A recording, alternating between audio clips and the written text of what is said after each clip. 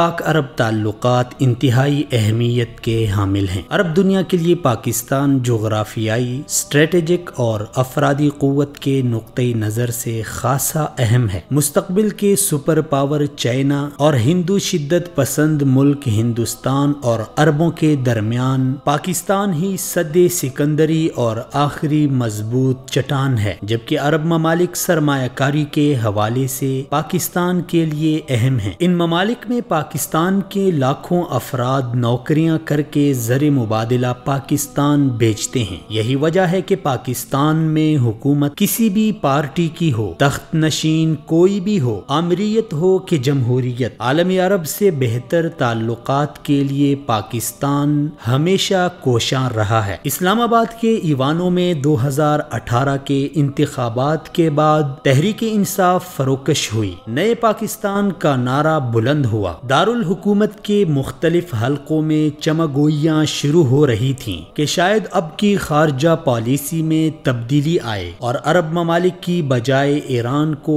اہمیت دی جائے گی، لیکن سب تجزیے اور تمام افواہیں اس وقت دم توڑ گئیں جب وزیر اعظم عمران خان نے اپنے پہلے غیر ملکی دورے کا آغاز سعودی عرب سے کیا اور واپسی پر متحدہ عرب امارات چلے گئے۔ وزیر اعظم عمران خان کے دورے سے پاک عرب تعلقات نہ صرف مزید مستحکم اور مضبوط ہوئے تھے، بلکہ سعودی عرب نے سی پیک میں تیسرے پارٹنر کے طور پر شریک ہونے کا عندیہ بھی دیا تھا، جبکہ بڑے پیمانے پر پاکستان میں سرمایہ کاری کے معاہدوں پر دستخط بھی کیے تھے۔ سعودی عرب کی دیکھا دیکھی کویت نے بھی اپنا اعلیٰ سطحی تجارتی وفد پاکستان بھیج دیا۔ یہ وقت تھا جب پاکستان میں سرگرم ایرانی لابی کی چھاتی پر سانپ لوٹ رہے تھے۔ انہیں عربوں کے ساتھ بڑھتی قربتوں سے سخت تکلیف پہنچی تھی۔ ان کی سمجھ میں نہیں آ رہا تھا کہ یہ کیا ہو رہا ہے۔ چنانچہ جلد بازی میں ایران نے پاکستانی مختلف اداروں، شعبوں اور میڈیا پر موجود اپنے مہروں کو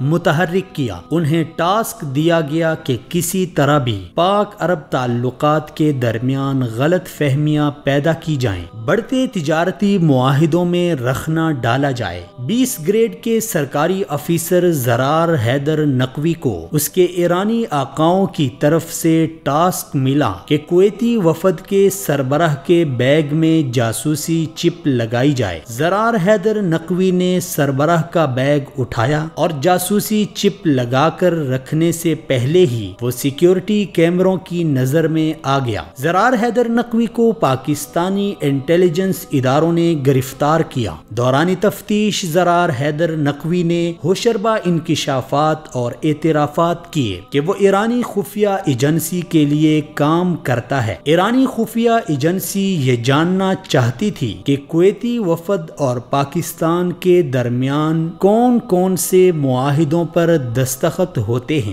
مستقبل کا کیا لائحہ عمل طے پایا جاتا ہے۔ اس واقعے کے بعد کویتی وفد ناراض ہو کر واپس چلا گیا، جبکہ عرب ممالک کے اخبارات میں واقعے سے متعلق جس طرح کی سرخیاں شائع ہوئیں، اس سے پاکستان کا سر شرم سے جھک گیا۔ عربوں کے دلوں میں پاکستان کا غلط امیج بیٹھ گیا۔ وطن عزیز میں ایران کے لیے کام کرنے والا ایک نقوی گرفتار ہوا۔ سوال مگر یہ ہے کہ ابھی کتنے نقوی، موسوی اور حیدری وطن عزیز کی جڑوں میں بیٹھے ہوئے ہیں؟ کتنے آستین کے سانپ ہیں جو مادری وطن کی رگوں میں زہر اتار رہے ہیں؟ کتنے میر جعفر اور میر صادق ہیں جو دھرتی ماں کا سودا کر رہے ہیں؟ سیکیورٹی ایجنسیوں کی ذمہ داری ہے کہ وہ تمام حکومتی اور غیر حکومتی اداروں میں موجود ایسی کالی بھیڑوں کو بے نقاب کریں، ان کو گردن سے پکڑ کر دبوچ لیں۔ انہیں یوں کھل کھیلنے کا موقع دیا گیا تو یہ لوگ وطن عزیز کو مزید کھوکھلا کریں گے۔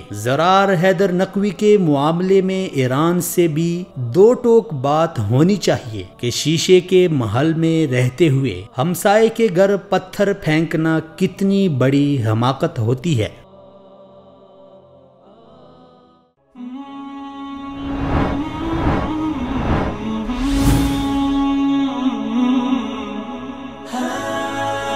دنیائے اردو کا درخشاں ستارہ وصال اردو۔